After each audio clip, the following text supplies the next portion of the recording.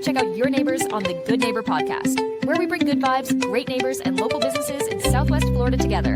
Here's your host, Cabo Jim Schaller. Welcome, Good Neighbors, to episode number 247 of the Good Neighbor podcast. Today we have good neighbor Eric Tibbs from Edward Jones. Welcome. Well, thank you, Jim. Yeah, always a pleasure to get to know people here in the community and share their stories. And you've been in the community for quite a while. So, yes, sir. For those people that aren't familiar with Edward Jones, let's share a little bit about what you do over at Edward Jones. So, Edward Jones is a full-service financial house. We've been around for 102 years. We started back in St. Louis in 1922, and we have roughly 20,000 financial advisors around the country. And so I started with Edward Jones back in 2008.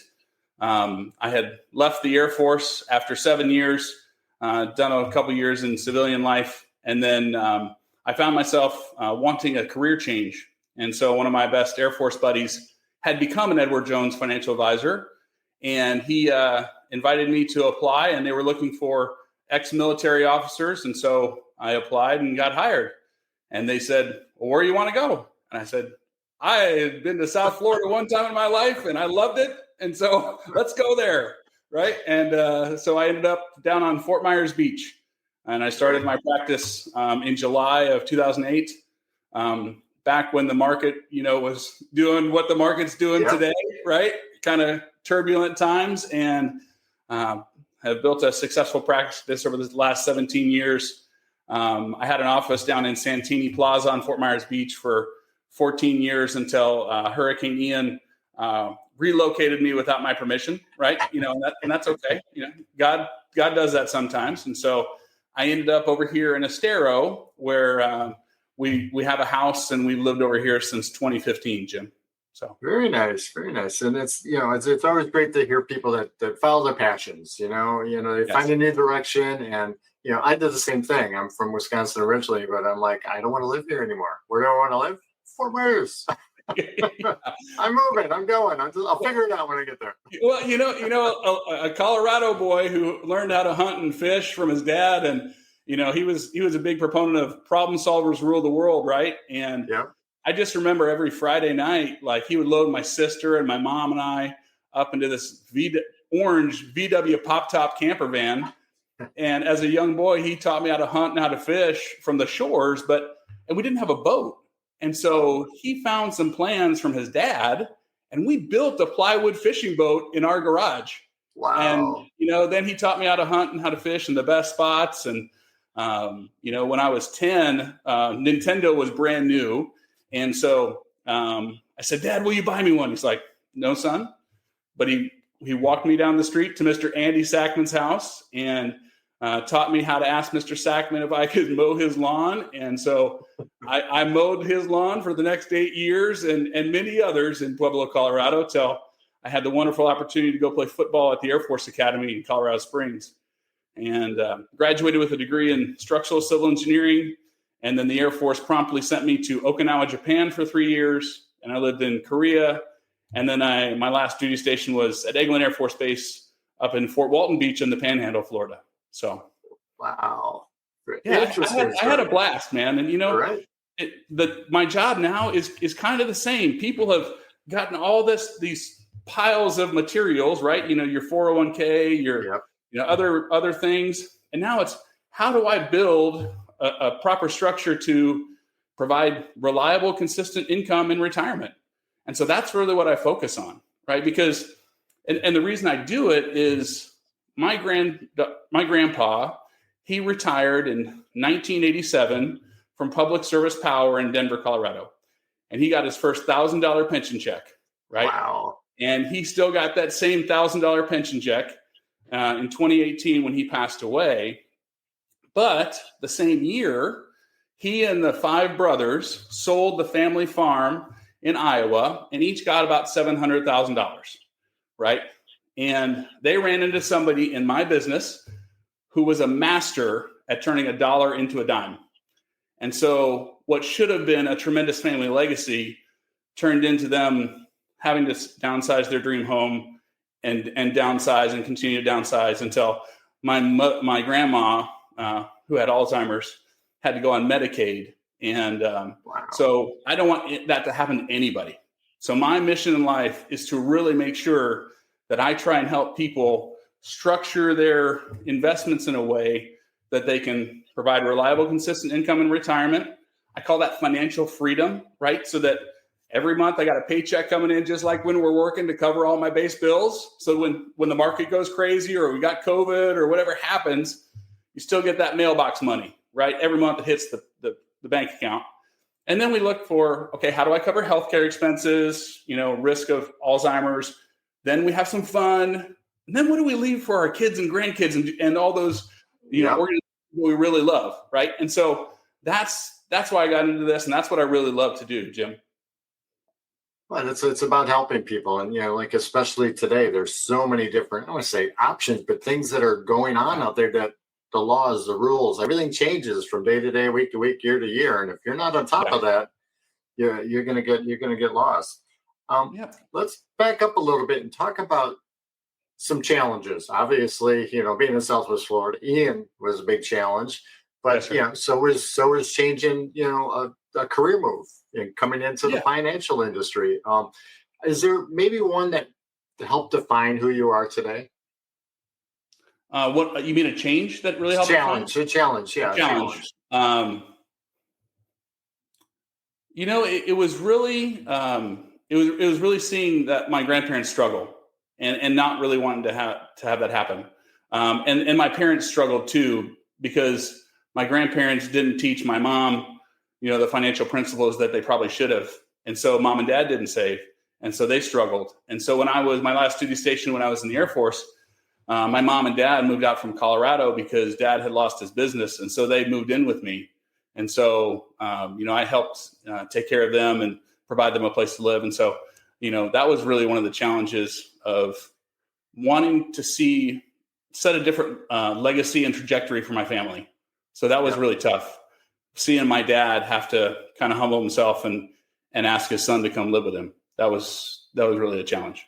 Because it's not that they weren't hard workers; they just didn't know how to prepare, and right. and that's a situation. So we're happy to have people like you help people prepare to avoid situations like that, and share that with their next generation. Yeah. Are there any maybe myths or misconceptions surrounding what you do that we can kind of clear up for our listeners today? So one of the misconceptions is that you hear on the news that the market, the sky is falling, everything's going to go, to hell in a handbasket, and we're going to lose everything. Well, one of the things that I know about that is that, 100% of the time over the last 102 years of this firm, the market has always come back bigger and stronger than it has, and the other misconception I deal with a lot in my practice is, this thing called an annuity, right? And I really just use an annuity as a pension replacement type vehicle. That's what they were designed to do, that they're designed to provide reliable, consistent income for the rest of somebody's life. And there are people that just sell them. And then there's people that actually use them like a tool in a toolbox, right? And so that's what I try to do. Annuities get a bad rap, but they're a tremendous tool as part of a financial plan. You don't want to have all your money in it because they're super hard to get your money out if you need it. And I find that 99% of my clients actually want to get access to their money at some point, right? And so, if you lock it all up and you can't get to it, then you got to break through the door of the shed, right? And that's a bad deal too. So annuities are one of those misconceptions that people think they're bad because,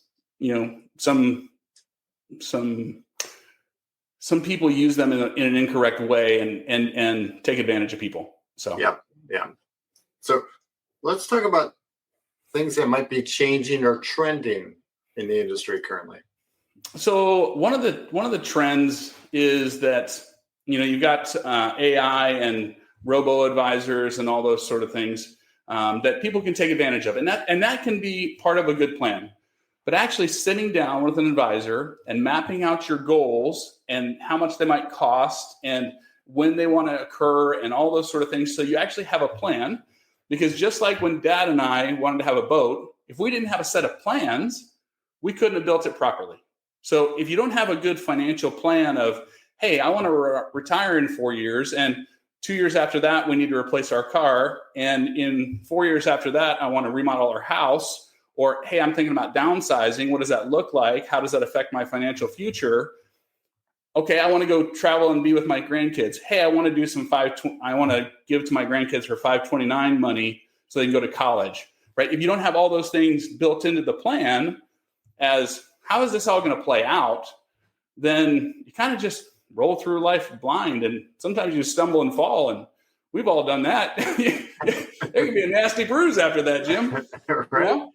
So I find that, having a financial plan and executing it is one of the greatest things that we get to do. So, yeah, absolutely.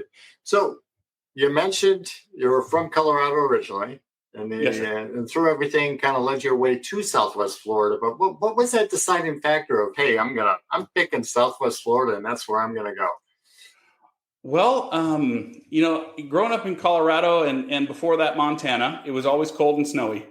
And so when I moved out, when the Air Force sent me to Okinawa, Japan, which is a tropical island in the middle of the Pacific, I got used to being around the ocean, Jim. And I love the warm weather, man. It didn't get below 60 degrees there. And I'm like, you know what? I kind of like this, not having to bundle up and be cold. And so I'll go visit for 10 days, but I don't need to live there and shovel snow anymore. Right. So what's that a was snow really shovel, right? What is that? So that's and I met my beautiful bride down here, and that was a God thing, and so it was tremendous. Absolutely. So you've been down here for a while now. Yes, sir. And your job is very demanding. But when you do get a free moment, other than fishing, it sounds like you like to fish a lot. What do you do to get out and enjoy life? So I actually get to the privilege of coaching my son's flag football team. Zeke is 11 now, and so we play down at North Collier Regional Park. And then I have a 4-year-old granddaughter, and so we get to have fun with her, take her to Sky Zone and bounce, and just do we do a lot of dress up and that sort of stuff, Jim. So it's kind of fun playing tea party and yeah. I love hanging out with them and having fun. That's what it's about. It's about family at the end of the day and enjoying that time with each other. Yes, sir. So is there one thing you wish our listeners knew about Edward Jones that maybe they wouldn't be too familiar with? I wish that, we're a Fortune 250 company, and sometimes people see us as like a small player on the block. We have all the financial tools that people need.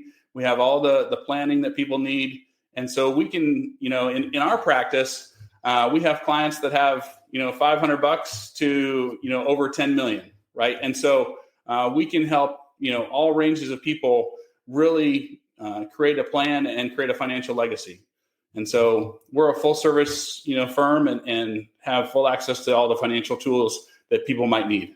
So. Absolutely. And seeking that advice, especially nowadays for people, is very important. So we always urge people to, seek professional advice out there as well, too. How would our listeners go about contacting you if they had questions, concerns, or just wanted to learn more? Yeah, so they can contact our office. Our phone number is 239-463-0164, or they can, look us up online, Edward Jones at Eric Tibbs, local here in Estero. And I have an office over at the Miramar Design Center, which has been a fantastic move for us. If people haven't been in, they should really come in. The building is amazing. 3-story tall glass atrium with marble floors and those sort of things. It's a little bit different than the beach, but right. A wonderful home nonetheless. So there you go. It's the best alternative. Yes, sir. Any last words for our listeners? If I were to give advice to my 18-year-old self, and if people have younger people that they are mentoring or coaching, I would say start early, right? Even if it's just put $200 or $300 a month into a good Roth IRA that grows tax free, I would start early. And if you haven't started early or you need help, just give us a holler, and we'd be glad to help you in any way we can. That's the way I've always run my practice. We've got about 200 households that we deal with, that we have the privilege of serving. And like I said, we help people with $500 all the way up to, 10 million. So be glad to help them. Love it. Eric, it's been a pleasure getting to know you. Thank you for being such a good neighbor, and we'll see you out in the community soon. Sounds good. Thanks, Jim. Thank you for listening to the Good Neighbor Podcast, bringing together good vibes, great neighbors, local businesses in Southwest Florida. To nominate your favorite local business to be featured on the show, go to CaboWaboGym.com. That's CaboWaboGym.com, or call 239-427-4100.